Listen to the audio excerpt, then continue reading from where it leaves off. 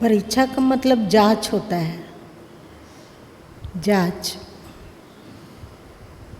हमारे जीवन में अध्यात्म कितना उतरा, इसकी जांच को परीक्षा कहते हैं, आध्यात्मिक परीक्षा।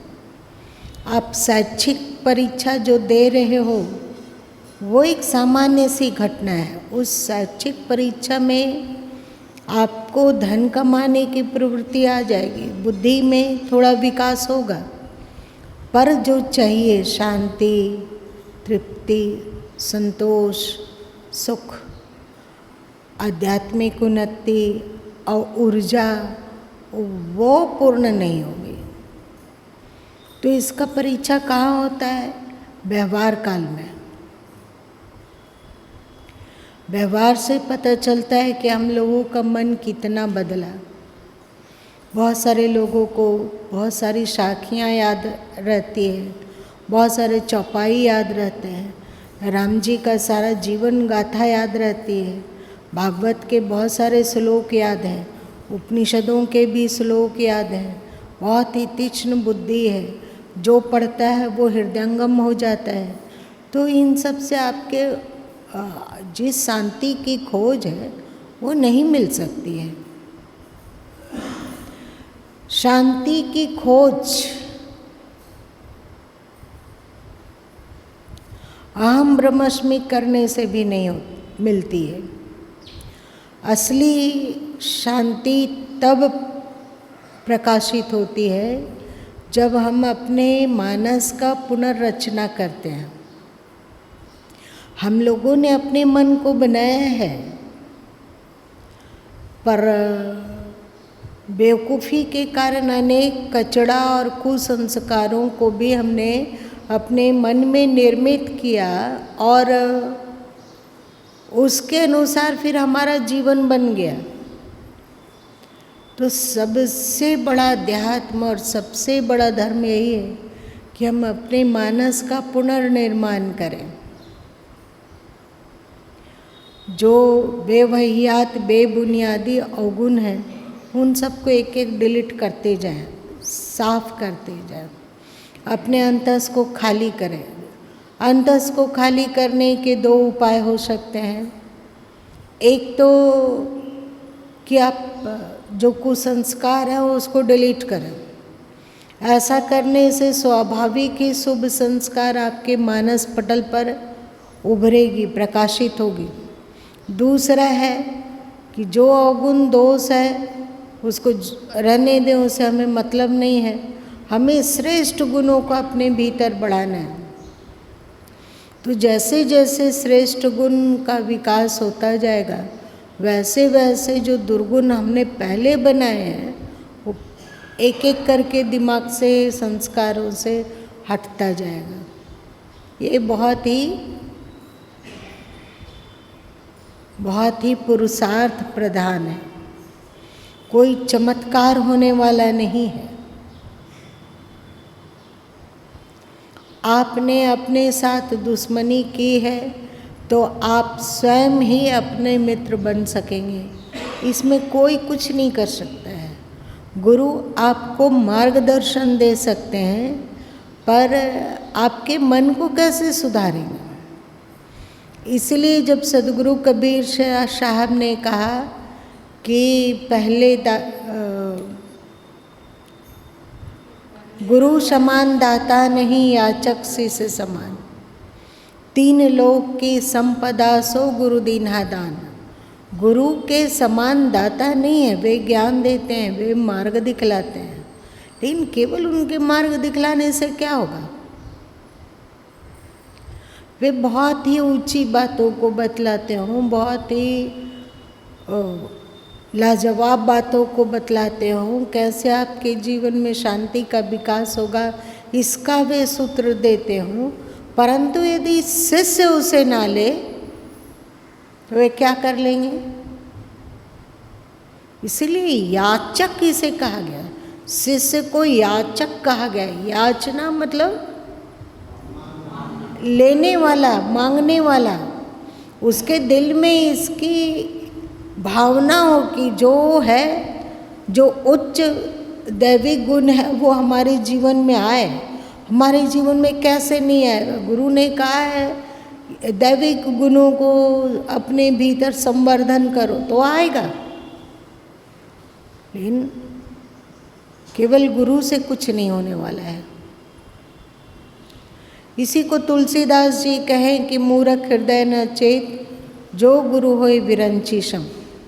मूर्खों के हृदय में चेत नहीं होता है, चाहे वे ब्रह्मा के समान भी कोई गुरु क्यों ना हो। जो गुरु दे रहे हैं उसे ग्रहण करने की क्षमता भी तो हमारे में होनी चाहिए ना।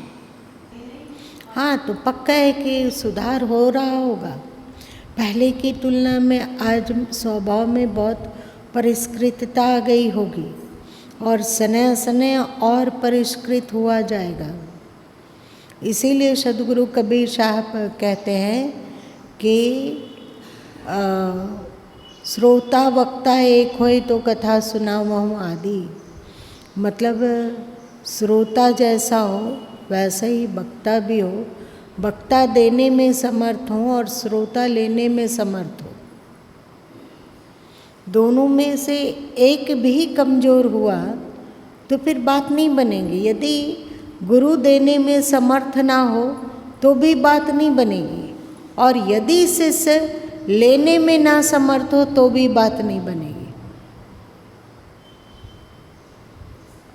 और तो सद्गुरु कबीर साहब यहाँ तक कहें कि श्रोता तो घर में नहीं, वक्ता बके सो बादी। श्रोता वक्ता एक होए तो कथा सुनाऊं आदि। मतलब श्रोता तो घर में है ही नहीं, सामने है ही नहीं, और वक्ता बकवास किए जा रहा है, बक बक अपने तरीके का उपदेश दिए जा रहा है। तो श्रोता तो घर में ही नहीं, वक्ता बके सो बादी। वो उसको उपदेश करना ना कह के बोले बकता है। बक्ता बकै सो बादी। बकना शब्द समझते हो क्या होता है? क्या होता है? यहाँ बेकार का बक बक बक बक कर रहे हैं, उसे कुछ लाभ नहीं है, ना बोलने वाले को लाभ है ना अगले सुनने वाले को लाभ है। तो सद्गुरु कबीर साहब के वो व्यर्थ बोलता है। जीवन का रूपांतरण बहुत कीमती बात है।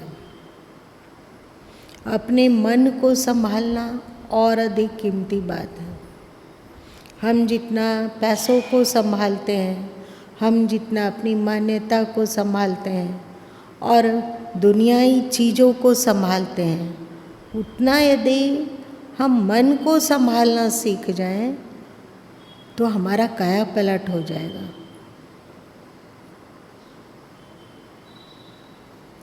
और मन हम लोगों का कितना संभला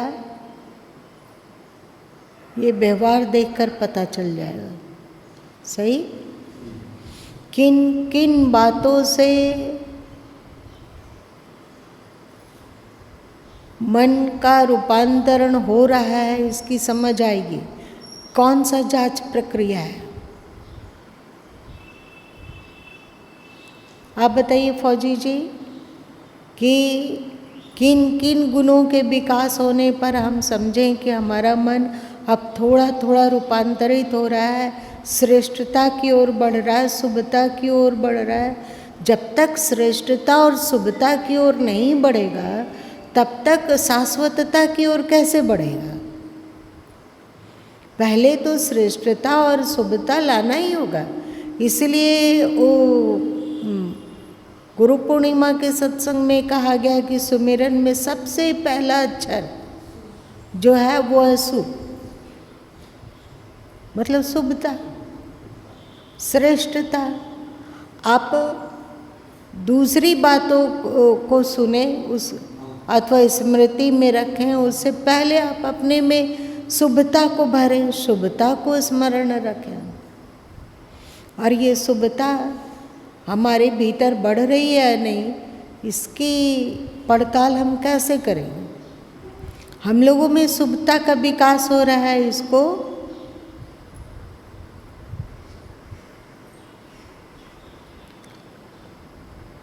हम लोगों के भीतर इच्छा उठती है, वो कैसी इच्छा है देखना होगा। किसी से राग द्वेष है तो कितना टिकता है। क्या कभी ऐसा होता है कि कोई हमारे प्रतिकूल चला तो उसका चेहरा देखते के साथ ही चेहरा में तमतमाहट, अंदर में गर्मी और उसके प्रति क्षोभ और चिढ़ की भावना उत्पन्न होना, ऐसा हो रहा है या पहले से कम हुआ? वाह, आप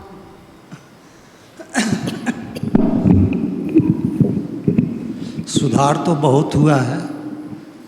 जैसे क्रोध, मोह, घमंड, मोह और मद वगैरह तो रहता ही था कुछ न कुछ।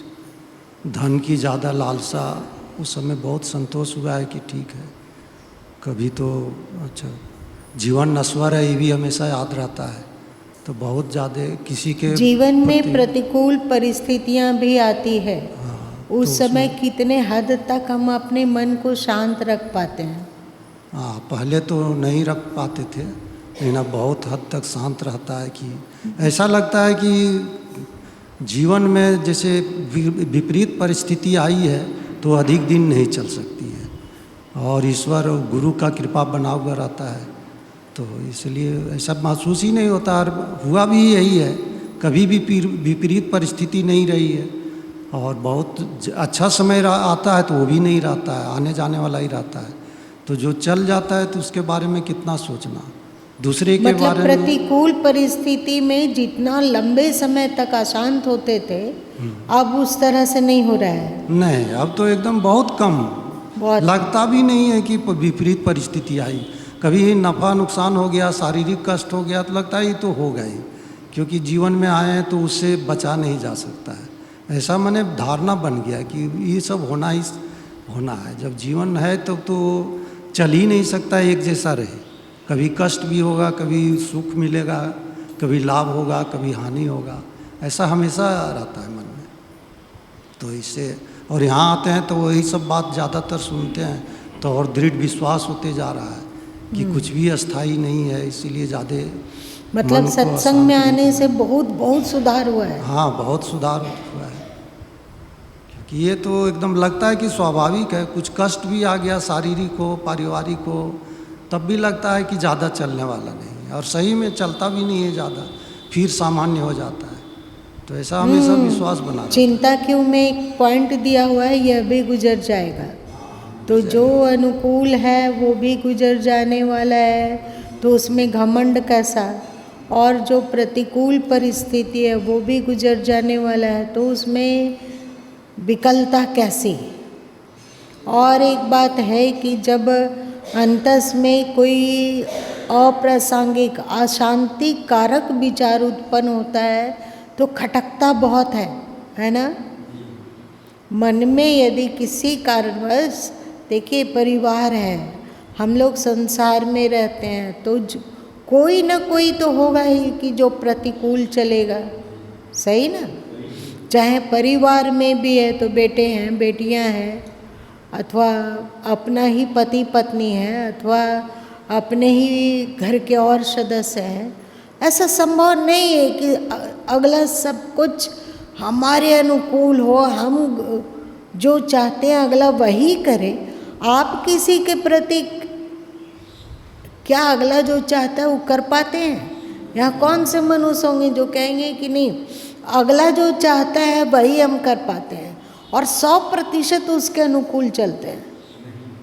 तो जब आप किसी के अनुकूल नहीं चल पा रहे हैं तो आप ये अपेक्षा कैसे करते हैं कि अगला आपके अनुकूल चले?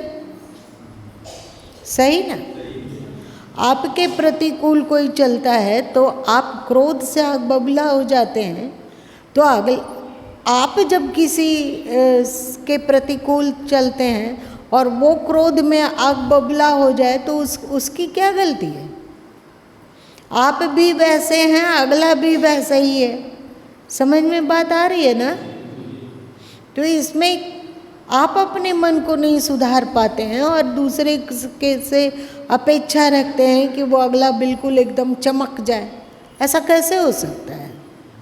ये संसार है और कर्मों का सिद्धांत एकदम अकाट्य है। आप जिस दृष्टि से संसार को देखते हैं, संसार वो उसी दृष्टि से आपको भी देखता है। आप इसे किसी को शत्रु समझ रहे हैं तो अगला भी आपको शत्रु समझेगा। आप किसी के प्रतिकूल चलते हैं तो आप भी प्रतिकूलता सहने के लिए तैयार रहिए। आप किसी को दर्द देते हैं तो आप भी दर्द को भोगेंगे। आप हमेशा कड़वा कड़वा ही बोलते हैं और अपने आप को तिस्मार खां समझते हैं कि हम तो एकदम भगवान हैं। आप किसी को कड़वा बोलते हैं तो आप भी कड़वा सहने के लिए तैयार रहिए। आपको कोई कड़वा बोलता है तो कैसा लगता है? आपको कोई कड़वा बोलता है तो आपको कैसा लगता है? पैर के अंगूठे से लेकर सिर तक आग दौड़ जाती है। होता है? जलने लगते हैं, एक क्षोभ का उबाल आने लगता है। और आप कड़वा बोलते हैं तो आप चाहते हैं कि अगला चुपचाप सुन ले।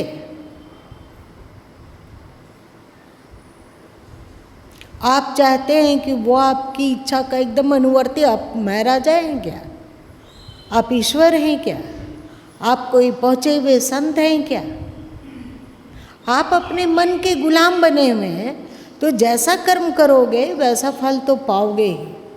रोने से, गिड़गिड़ाने से, हाथ जोड़ने से, भक्ति करने से, गच्छ देने से कि हमारा ये दुख दूर हो जाए, वो परमात्मा कोई घुसखोर नहीं है। जो आप 4 फूल चढ़ा दिए अथवा एक नारियल चढ़ा दिए अथवा सिंदूर और तेल हनुमान जी में चपोत लाएँ अथवा शनिचर देव के मंदिर में जाके शनिवार को आप तेल उड़े लाएं तो वो कोई घुसखोर देवता लोग थोड़ी होता है। रीत के अनुसार जो आप करते हैं वो आप पाते हैं। जो बोलते हैं वो अपने लिए सही है। आप प्रतिकूल चलते हैं तो अगला भी आपके प्रतिकूल चलेगा। आप मन को शांत रखते हैं तो अगला भी आपके लिए शांत होगा। आप अगले के लिए मित्रता का भाव रखते हैं तो उसके भीतर भी आपके प्रति मित्रता का भाव विकसित होगा। सही है नहीं? ये अध्यात्म की छोटी छोटी बातें हैं। आप अपने अंतस में कितना प्रेम का विकास कर पाते हैं, ठीक से देखो। कितना प्रेम, कितनी कटुता हम अपने भीतर बनाए हैं अथवा कितना प्रेम बना के रखे हैं। आध्यात्म सचमुच में एक अद्भुत मार्ग है जो हमारे जीवन को शांत, प्रसन्न, प्रफुल्लित, आनंदित बना के रखता है। और यदि हम सुधरते हैं तो हमारे आसपास जो सुधरने की कोशिश कर रहा है उसको जरूर सहयोग मिलेगा। आप यदि अपने अंदर में कड़वाहट और जहर भर के रखे हुए हैं तो आपके आसपास रहने वाले लोगों के दिल में भी आपके प्रति कड़वाहट और जलन, आप दूसरे को नहीं सह पाते हैं तो दूसरे भी आपको नहीं सह पाएंगे। समझ में बात आ रही है ना? तो कर्म का सिद्धांत यदि हम याद रखते हो, आज क्या है ज्ञान सूत्र में जरा पढ़ो तो। सद्गुरु कबीर साहब की एक साखी है जिसमें वे कहते हैं, सुर नर मुनि और देवता 7 दीप 9 खंड, कहे कबीर सब हो गया तन मन कर्म को दंड। अर्थात किसी भी लोकांतर में रहने वाला कोई भी मनुष्य, देवता, मुनि आदि क्यों न हो, वह अपने तन मन के द्वारा किए हुए कर्मों को अवश्य ही भोगता है। यहाँ कबीर साहब एक बहुत ही वैज्ञानिक बात बतला रहे हैं, यथा कर्म तथा फल। एक अनिवार्य नियम है। जैसे आग में ज्वलनशीलता, ऊष्मा व प्रकाश है, पूरे ब्रह्मांड में कहीं भी आग हो उसमें दाहकता, ऊष्मा व प्रकाश अवश्य हो रहेगा। जैसे जल का नियम ढाल की ओर बहना है तो वह ढाल की ओर ही बहेगा। हवा में गति है तो हवा किसी भी लोक में हो वहाँ उसमें गति अवश्य रहेगी। वैसे ही मानव जीवन का नियम है कि वह जैसा कर्म करेगा वैसा ही फल अवश्य पाएगा। यह एक अकाट्य नियम है, इसमें व्यतिरेक नहीं हो सकता। भक्तगण भावुकतावश समझते हैं कि रोने गिड़गिड़ाने प्रार्थना करने से कर्मों के नियम में ढील दी जा सकती है। यह भ्रम है, ऐसा संभव नहीं है। अतएव नियम को समझें और नियम के अनुसार जीना आरंभ करें। कर्म करने में सावधान रहें। अपने तन, मन, वचन से होने वाले कर्मों में श्रेष्ठता, शुभता का समावेश करें। शुभ कर्मों का फल सुख और दुष्कर्मों का फल दुख है, इसे याद रखें। शुभम भवतु, मंगलम भवतु।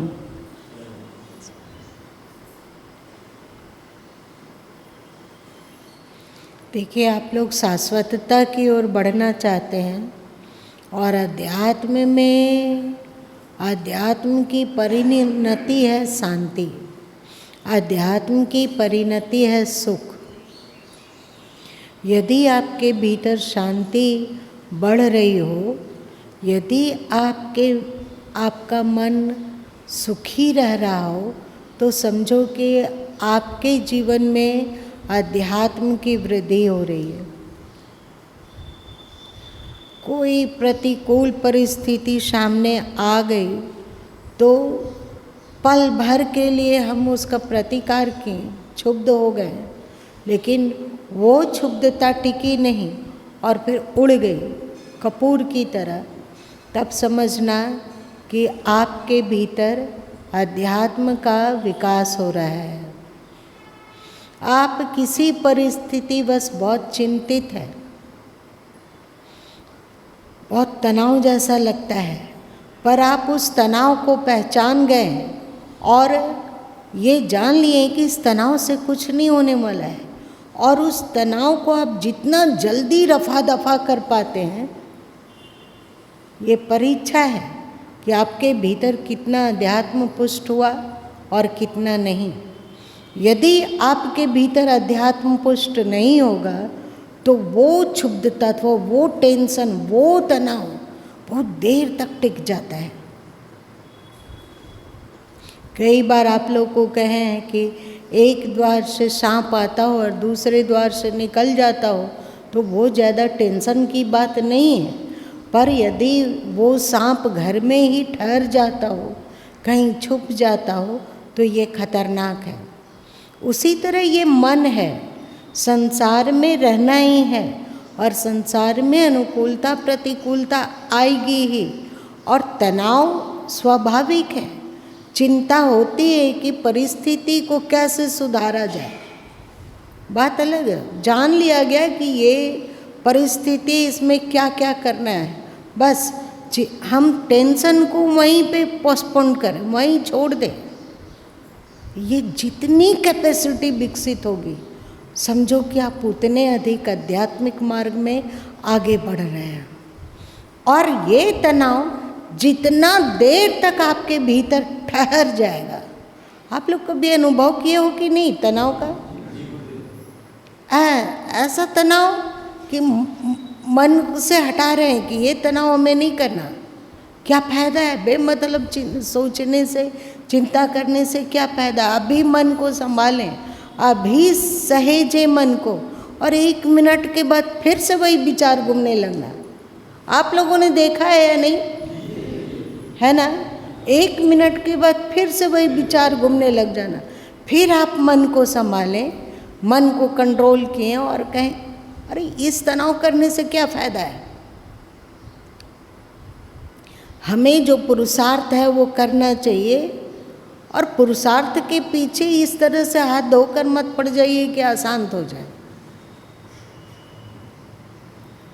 आपके भीतर तनाव के द्वारा अपने आपको कि कहाँ तक कितने पानी में हमें इसको बढ़िया से जांचा जा सकता है ना। तनाव हमारे भीतर कितना टिकता है। कोई बात का दिमाग में घूमने लग जाना और व्याकुल हो जाना, वो कितना देर टिकता है, चाहे वे प्रतिकूल परिस्थिति हो या प्रतिकूल व्यक्ति हो या किसी का स्वभाव हो अथवा और कोई भी परेशानी हो सकती है, धन का अभाव, जैसा चाहते हैं वैसा भोजन नहीं मिलता है, जैसा चाहते हैं वैसा वस्त्र नहीं मिलता है, जैसा रहना चाहते हैं वैसा हो नहीं पाता है, जो करना चाहते हैं वो कर नहीं पाते हैं, तो भी तनाव होता है। क्या तनाव को हम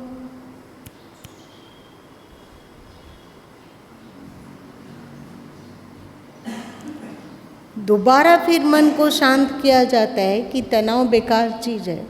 मन उस समय जिस समय डांटा गया उस समय मन चुपचाप शांत हो गया, पर 2 मिनट के बाद फिर से वही तनाव आता है। देखे हो? कौन कौन देखा? जरा हाथ उठाना तो।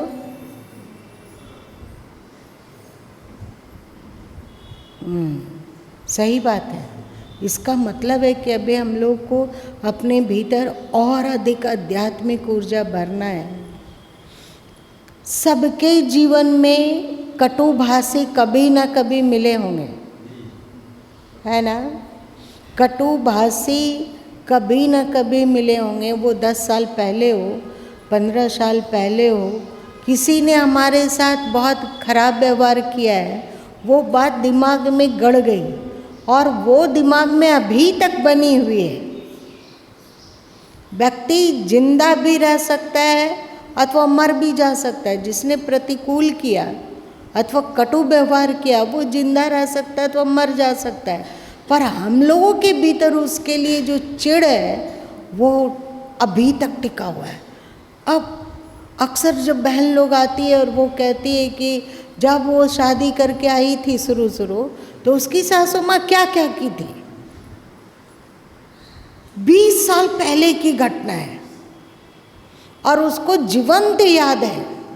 यदि उसको बोलने दिया जाता है तो वो आंखों देखा हाल बताने लग जाती है। गुरु माँ तो बिल्कुल परेशान होते हैं, कितना बात बदलने की कोशिश करते हैं कि आप जिस वास्ते आए हैं उस चीज बात को बोलिए ना। ये क्या 20 साल पहले की कटु स्मृति अभी भी अंदर में है और कल सुना हुआ सत्संग लोग भूल गए।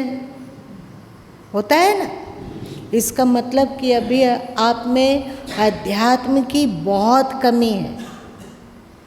यदि आप में अध्यात्म का विकास होगा तो आप जानेंगे कि अगला 20 साल पहले कटु व्यवहार किया था वो हमारा प्रारब्ध था। आप लोग रामचरितमानस में सुनते हो ना कि काहू न को सुख दुख कर दाता, निज कर्म कृत सुनाओ भ्राता। हमारा कोई कर्म रहा होगा, इसमें अगले का क्या दोष। हमें सुई नहीं सूत बनना चाहिए। कपड़े में सुई छेद करके चला जाता है, करता है ना, आगे बढ़ जाता है सुई, लेकिन सूत क्या करती है कि उस छेद को भर देती है, भरती है ना। तो सुई मत बनो, सूत बनो। और जितने अंश में आप सूत बन पाए उतने अंश में आप धर्मात्मा बन गए। आपके भीतर रूपांतरण हो रहा है। ये थोड़ा क्लिष्ट है, कड़ा है, थोड़ा परिश्रम पड़ेगा, लेकिन करना तो यही है। मन का रूपांतरण निश्चय हम लोगों के मन में कहीं ना कहीं ऋषि तत्व छुपा हुआ है, कहीं ना कहीं ऋषि तत्व छुपा हुआ है, कहीं ना कहीं ईश्वर छुपा हुआ है।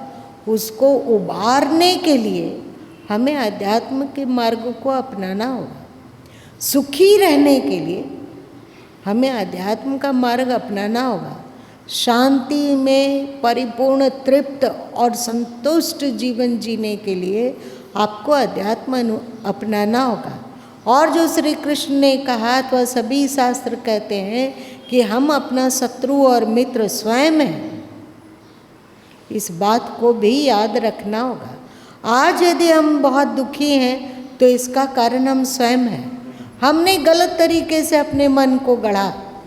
आज यदि हम सुखी हैं तो इसका कारण हमारा अपना मन है, क्योंकि हमने अपने मन को सही तरीके से गढ़ने की कोशिश की। इसकी जांच व्यवहार से होता है। याद रखिए, केवल बोल देने से पहले से हम लोगों में बहुत सुधार आया, एकदम पक्का है। ये गुरु माँ आँख बंद करके बोल सकते हैं कि सबके जीवन में पहले की तुलना में आज बहुत अंतर आया है, बहुत अंतर आया है। लेकिन अभी और अंतर आना बाकी है। हम लोगों को अपने प्रयत्न में ढिलाई नहीं देनी चाहिए। और अधिक और अधिक और अधिक और अधिक। जब हम अपने भीतर ईश्वर की उपस्थिति और उनकी शांति को अपने भीतर अनुभव करने लग जाए, जब हम हमारे भीतर ईश्वर उपस्थित है, उनका आनंद हम लोगों के दिल दिमाग में छाने लग जाए, उनकी निर्विकारिता हमारे जीवन में आने लग जाए, उनकी पवित्रता हमारे जीवन में प्रकाशित होने लगे, थोड़ा ही अभी होता हो तो भी समझो कि अब हम ईश्वर के निकट पहुंच रहे हैं, है ना। जैसे अग्नि के निकट पहुंचते हो, भले ही हम अग्नि को ना देखते हो, पर वहाँ पर गर्मी का एहसास होता है ना। वैसे ही जब हम लोग ईश्वर के निकट पहुँचने लगेंगे तो स्वाभाविक ही ईश्वर के गुण हमारे भीतर कुछ ना कुछ प्रकाशित होगा, इसका अनुभव होगा। और ऐसा हो तो समझो कि आप सही दिशा में बढ़ रहे हैं। गुरु की कृपा और ईश्वर की करुणा हम लोगों के साथ है। चिंता ना करें, बस प्रयत्न करें। आप अपना काम करें, गुरु गोविंद अपना काम करेंगे। ठीक है, आज इतना ही रहने दो।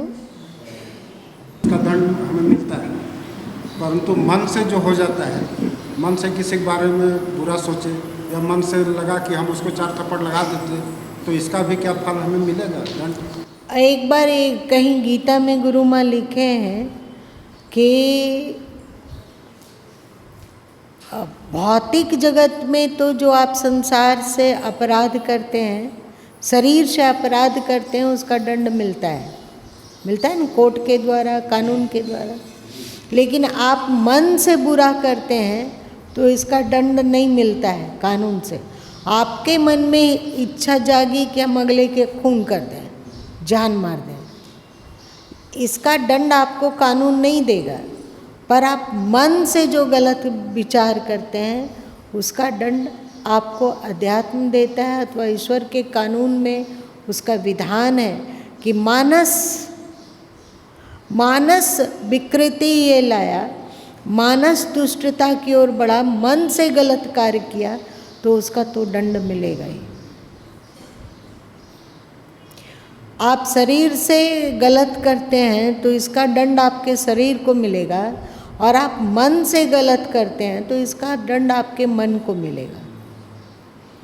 आप किसी को दुख दे रहे हैं, आप किसी से जल रहे हैं, आप किसी से चिढ़ रहे हैं, आप किसी से नफरत कर रहे हैं और अब मनमाना आचरण कर रहे हैं, तो आप ऐसा परिस्थिति उत्पन्न होगा जो आपके मन को क्षुब्ध और दुखी बना के रखेगा।